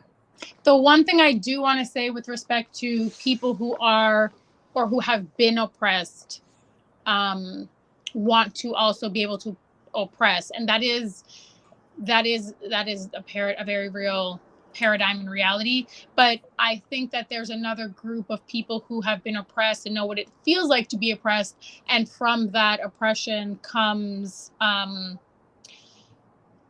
social intervention and I guess social and cultural revitalization, where they want to build a community that isn't built on class, race, sexual orientation, and all of the isms. So I think that definitely there two things do happen, and I think men probably have, just historically speaking, they probably have a higher propensity towards being oppressive. It's been more socially acceptable for them to, but I think in general, people who have been oppressed and can recognize how oppression has affected them, they want to create or they want to work towards creating society where people are not bound by oppression. I think that exists as well. I just want to say that. In the words of Oyster, petty's not as bad as the schmans are making it out to be. The king oppressors love those they have oppressed. Look, I'm getting back into Oyster on Friday. Girl, I have a live stream plan for Friday because absolutely not. That was anyway. Oyster did an interview where no. Black men say few were Tara Toy, please click that link and come up and explain. I don't understand. You put a lot of money into saying this. I would love, we have 2 more minutes. Please click that link and come explain. Black men say few words but have feelings too. We need more black men mentors. I agree with that actually. Black love to black men always. Please click this link and come explain. Love to all people. I agree. Black men need to stop following white men. Like no. I don't want to scare anyone away. I just want them to come up and explain this because I feel like they haven't gotten the space to speak, and I want to understand this before I mentally make a judgment without them explaining it. So, period. All right. Any final words while we wait? We have 2 minutes. So you guys feel like it's a deliberate act to oppress someone from the men as opposed to ignorance or something else? It's deliberate. Yeah. So when it comes to like the 16 to 18-year-old boys watching Fresh and Fit, these men are taking a deliberate action to oppress women. You think deliberate in their action mind, to I watch want that to oppress content. women. They're deliberately watching that content. Yeah. I understand that they're watching that content, but are they in their mind, I'm deliberately want to oppress women, or do you think when you say women are beneath me, yes. We don't have to ascribe the word, like we can change that word out or like just get a thesaurus. But if you are engaging, if you're watching this content because you want to you want a woman to be subservient to you, or you want to have power or subjugate her or dehumanize her, most of their content is fundamentally dehumanizing. It's dehumanizing to women. This feels very academic in a way I don't think like 16 and 17-year-old boys think. Just because they don't think that way doesn't mean that's not what's happening. Petty, wait. What do you mean? Give me an example of a scenario. Wait. Can you give us an example of a scenario? When a man says, I want to be the man of the house and I want to have a submissive housewife, these 16 to 18-year-olds watching Fresh and Fit, do you think they're saying this because they deliberately want to oppress women, or do you think they're saying this because of the way they've been socialized to think about their position in society? You can be socialized to oppress. I don't think those are mutually exclusive. I don't know. There was a study from not Harvard. Well, yeah, I think Harvard in from 2012 to 2016, and they showed, maybe this doesn't matter, but they showed that Republican men feel increasingly discriminated against. So I think today, well, in 2016, when the study concluded, it was 80% of Republican men felt that total felt that men were discriminated from a great deal to a little bit in varying levels, whereas Democratic men stayed the same and in some levels even decreased. So this makes me feel like maybe your upbringing, your surroundings, and how you're brought up might Wait, have a legitimate. I don't understand how that have to deal with your So if question. we're talking about these men who say, I feel like I'm oppressed and I feel like women have one up over on me, I feel like this could be not men who are legitimately want to oppress somebody, or maybe they do, since you said they're not mutually exclusive, but rather your upbringing and your socialization. When you say I want a woman to submit to me, I don't know how. Isn't that a conservative ideal? Yeah, it's an oppressive So conservative when we're ideal. looking at the Republicans who feel increasingly discriminated against and Democrats who don't feel that way, can't we say that the people who are watching Fresh and Fit are having these ideas implanted in their head, which is causing them to feel like they are an oppressed class or whatever, as Yeah, opposed to but even people if who. wait, even if you feel like an oppressed class, that's a separate thing from saying I want a woman to be this way with me. That's Like, fine. The question I asked you guys originally, do you feel like this is ignorance, something that can be taught? You were asking if I agree with Vasher or something like that. Or is this something where you were all saying these are deliberate actions and all of the steps have been taken and there's nothing we can do? Because no, that I ask if our role should be to de-radicalize. oh, well, what's your answer to that? Or My personal answer. yeah. I think our role is to speak the truth to the extent that we are not laboring too much, specifically as it relates to those who want to harm us. There is a black guy, I forgot his name, who goes around talking to KKK members and trying to convert them. Couldn't be me, but I don't hate him for that. Um, I don't I don't know how prescriptive I can be in terms of what you should and should not do. But I do know that to the extent you want truth, I can give it to you as best as I can, know the truth with as much grace as I can. That's it. So education, but not policing. I mean, police to the extent that I need to like engage with you. And if you're my friend, you can't do this, and there are parameters by which you cannot be my friend if you go over. But I don't. Your question doesn't make sense to me, because even if you don't know the opposite of it, like you saying I want a woman to submit to me, her job doesn't matter, this doesn't matter, that doesn't matter, you are an oppressive force. That's it.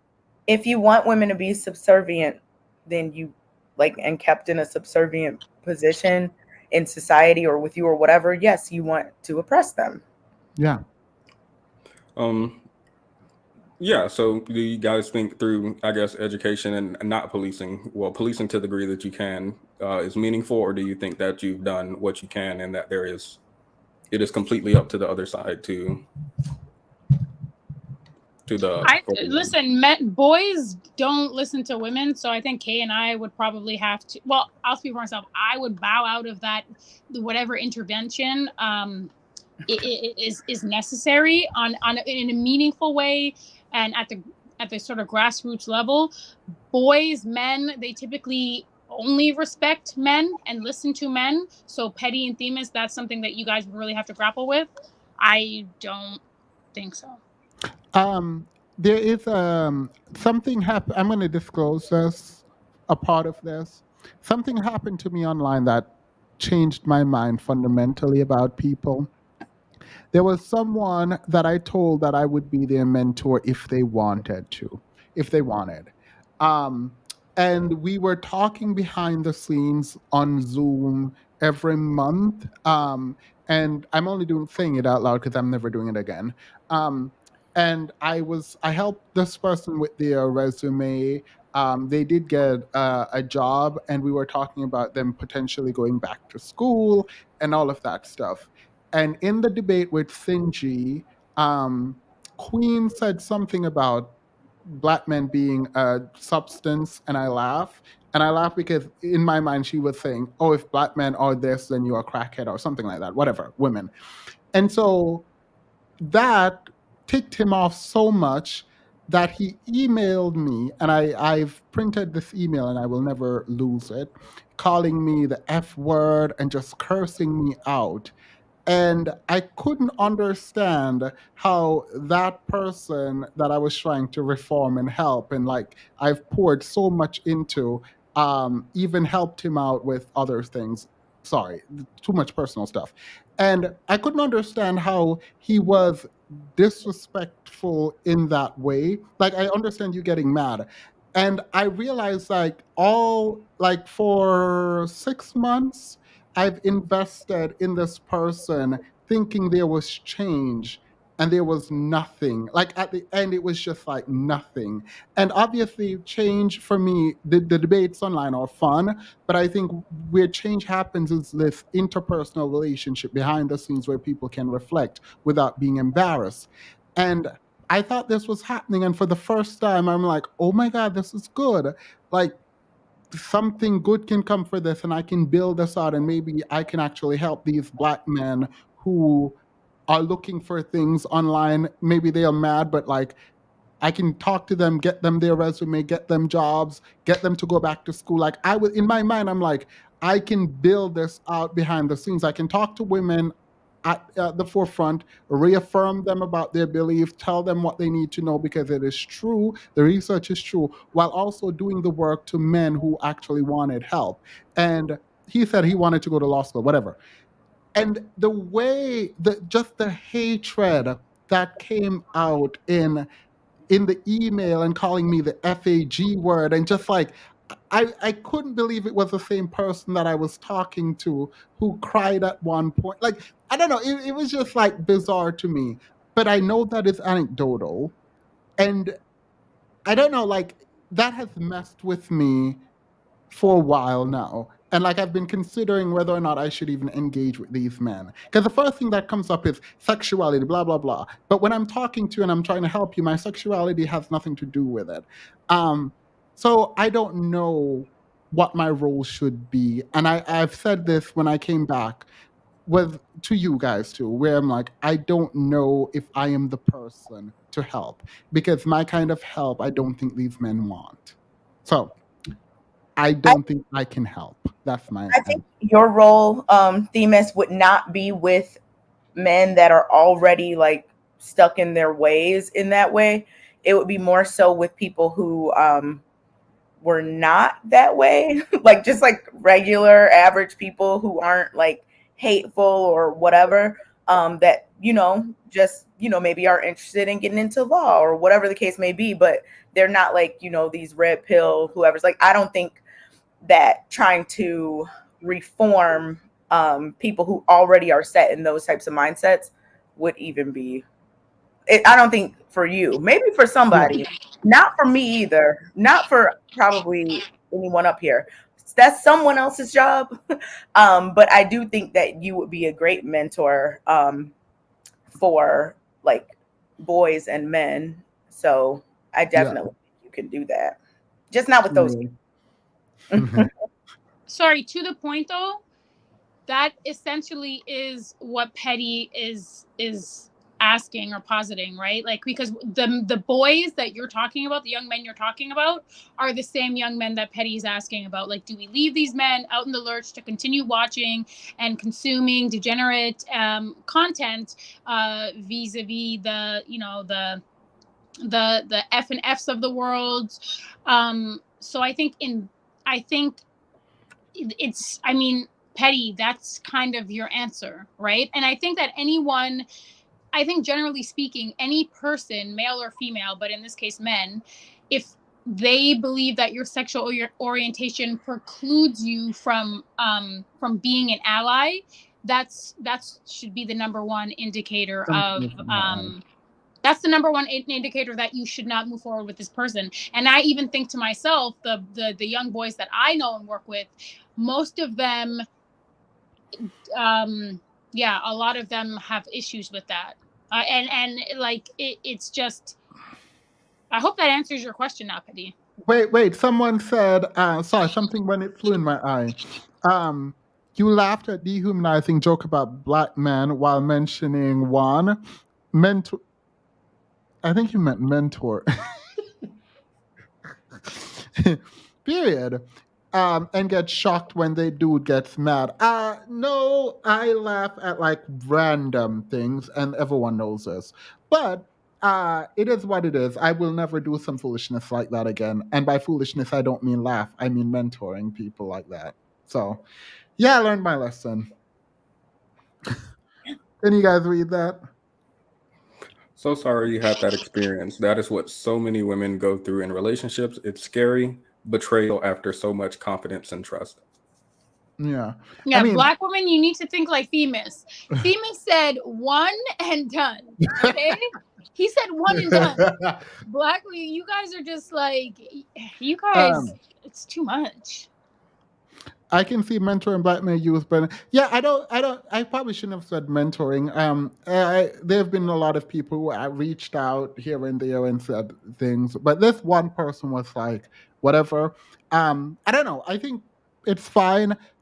Rude boy, and I think a lot of men actually agree with this, like, how dare you messed up, so it's your fault. And I take full responsibility for it. I should not laugh at the joke. I think the joke was disrespectful to both black men and black women, because if you say black men are crack, then you're calling black women crackheads. Like, that's essentially what it was, and I don't think it was funny. No, I think it was funny, especially the delivery, so I laughed. And I don't know. It is what it is. I won't do it again. And by again, I do it, I don't mean laugh. So, anywho. Huh? You said you mean you won't mentor, like yeah, no, not like on a one-on-one personal level. It was draining too. Like, I remember like running from the office to be here because I set a time and I had a client meeting both before and after it. And like, he was like, oh, I need this, I need that. And I could look at his stuff and I have a ton of his information. And so like, I was like, oh, he's actually trying. But I do wish him well. Like, I do. And I do wish all black men well. Like, I wish the best for black men, and I wish we would be able to realize our potential. But I've also recognized that that's probably not going to happen in my lifetime. So that's fine. Any final thoughts? No. Looks like we're about 13 minutes over. Oh, yeah. Bye, everyone. Bye, guys. We love you all. Mm-hmm. Love you guys. Bye.